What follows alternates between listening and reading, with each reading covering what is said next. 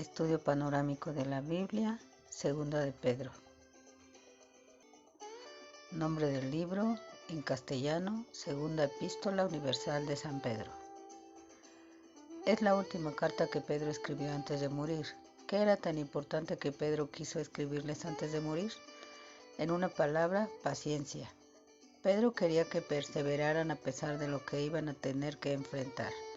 Vivimos en un mundo que está al revés. Lo que era correcto ahora es malo. Lo que antes era impensable ahora es una realidad en la sociedad. En estos días cada vez es más difícil ser cristiano. Sin embargo, estamos llamados a perseverar y a no renunciar a la fe. No pasó mucho tiempo en la historia de la Iglesia para que cartas apócrifas surjan, y varias de estas cartas fueron atribuidas a Pedro. La Iglesia se tomó un tiempo para asegurarse de que Segunda de Pedro había sido escrita verdaderamente por el apóstol.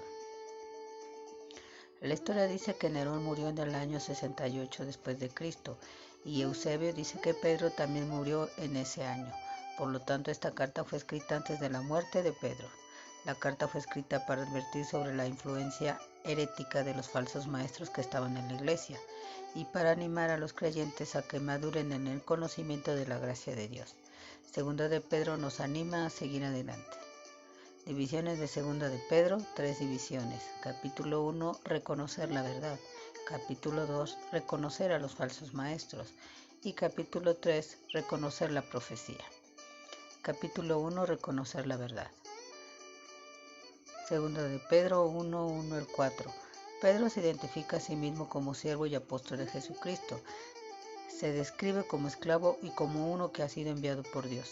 Pedro se sitúa al mismo nivel que sus lectores, pues ellos también han alcanzado una fe igualmente preciosa. Pedro posee la misma gracia que está disponible para todos los creyentes. Hemos sido salvados por el poder de Dios y tenemos derecho a recibir sus promesas. Pedro nos dice que incluso podemos participar de su naturaleza divina. Hemos sido salvados de este mundo para ser hechos hijos de Dios. Segunda de Pedro 1, 5 al 7. Pedro nos da una lista de principios que debemos de ir añadiendo a nuestra vida: fe, virtud, conocimiento, dominio propio, paciencia, perseverancia, devoción, piedad, afecto fraternal y amor. Segunda de Pedro 1, 8 al 11. Como creyentes en Jesucristo, estamos llamados a madurar y a dar fruto. Hay personas que se llaman cristianas y puede que conozcan el Evangelio, pero no hay evidencia en sus vidas que realmente lo sean. Nuestras acciones dan testimonio de lo que somos y al árbol se le conoce por los frutos. Lucas 6:44. Segunda de Pedro 1, 12 al 15. Pedro sabe que pronto va a morir y siente la urgencia de recordarle a la iglesia asuntos importantes para asegurarse de que no vayan a fallar. Debemos de tener esto siempre presente. Segunda de Pedro 1, 16 al 21. No debemos de seguir fábulas o creer en cuentos. Debemos de aceptar la deidad de Jesús y ser sensibles a la voz de Dios, tal como lo fue Pedro en el momento de la transfiguración. Mateo 17, 1 al 8. Además, contamos con la muy confiable palabra profética a la cual ustedes hacen bien en atender, que es como una antorcha que alumbra la oscuridad hasta que aclare el día y el lucero de la mañana salga en sus corazones. Segunda de Pedro 1:19. Ninguna profecía de la Escritura es de interpretación privada, porque la profecía nunca estuvo bajo el control de la voluntad humana, sino que los santos hombres de Dios hablaron bajo el control del Espíritu Santo. Segunda de Pedro 1:20 y 21. Pedro afirma que no todo lo que el que dice enseñar la palabra de Dios realmente lo hace, pues existen muchos falsos maestros, así que no le creas a cualquiera que te venga con una Biblia bajo el brazo. Capítulo 2. Reconocer a los falsos maestros. Segunda de Pedro 2, 1 al 3. Pedro es contundente en su advertencia: los falsos maestros vendrán.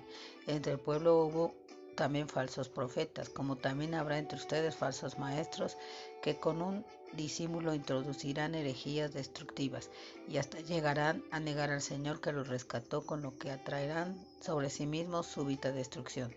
Segunda de Pedro 2:1. Tal como en el Antiguo Testamento hubo falsos profetas, en el Nuevo Testamento y en la iglesia hay falsos maestros. Muchos imitarán su conducta indecente y por causa de ello se hablará mal del camino de la verdad. Segunda de Pedro 2:2. Por su rapacidad, estos falsos maestros harán negocio con ustedes, pero la condenación los espera desde hace mucho tiempo y su perdición ya está en camino. Segunda de Pedro 2:3. Te engañarías si crees que todos los que enseñan la Biblia imparten sana doctrina.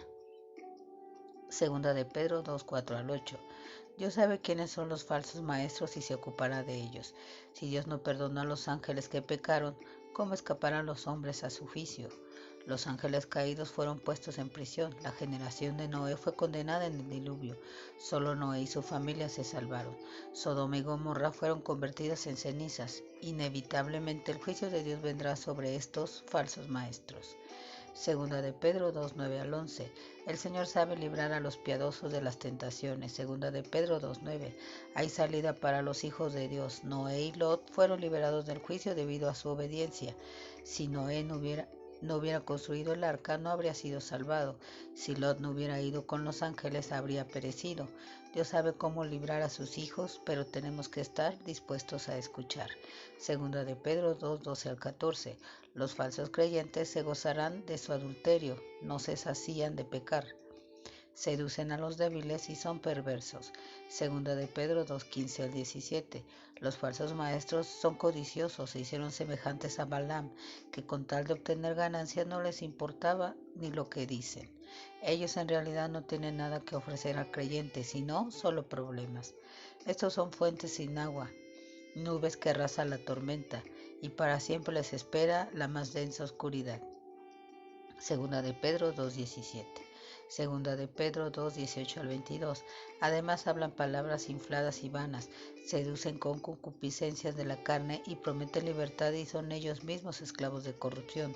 Les hubiera sido mejor no haber conocido el camino de la justicia, que volverse atrás después de haber conocido y recibido el santo mandamiento. Segunda de Pedro 2:21. La enseñanza de la Biblia fuera del contexto es tan fácil de manipular que nuestro énfasis está en la enseñanza expositiva. Capítulo 3. Reconocer la profecía. Segunda de Pedro 3:1-9. Debemos recordar que estamos viviendo en los últimos días. ¿Qué quiere decir la Biblia con últimos días?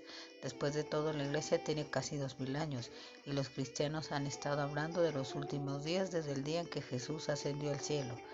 Dado que los últimos días parecen durar tanto tiempo, muchas personas se han preguntado si es que Jesús realmente regresará.